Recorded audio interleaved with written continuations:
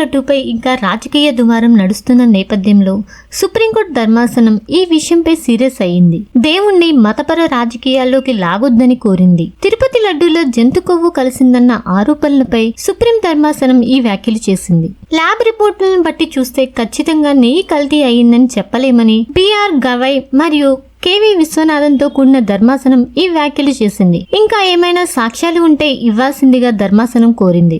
September 18వ తారీఖున Tirupati లడ్డూపై AP ముఖ్యమంత్రి చంద్రబాబు నాయుడు చేసిన వ్యాఖ్యలపై కోర్టు ఆందోళన వ్యక్తం చేసింది. ప్రజాపాలనలో అత్యున్నత స్థానంలో ఉన్న వ్యక్తులు ఇలాంటి వ్యాఖ్యలు చేసే ముందు జాగ్రత్త వహించాలని ధర్మాసనం తెలిపింది. అసలు జంతు కొవ్వు కలిసిందన్న దానికి సాక్ష్యమే లేదని, సోయాబీన్ లేదా పామాయిల్ కూడా నెయ్యిలో కలిసి ఉండవచ్చని సుప్రీం ధర్మాసనం తెలిపింది. ఇలాంటి మతపరమైన విషయాలను రాజకీయాలకు వాడుకోవద్దని, కనీసం దేవుణ్ణి అయినా రాజకీయాల్లోకి లాగొద్దని ధర్మాసనం తెలిపింది.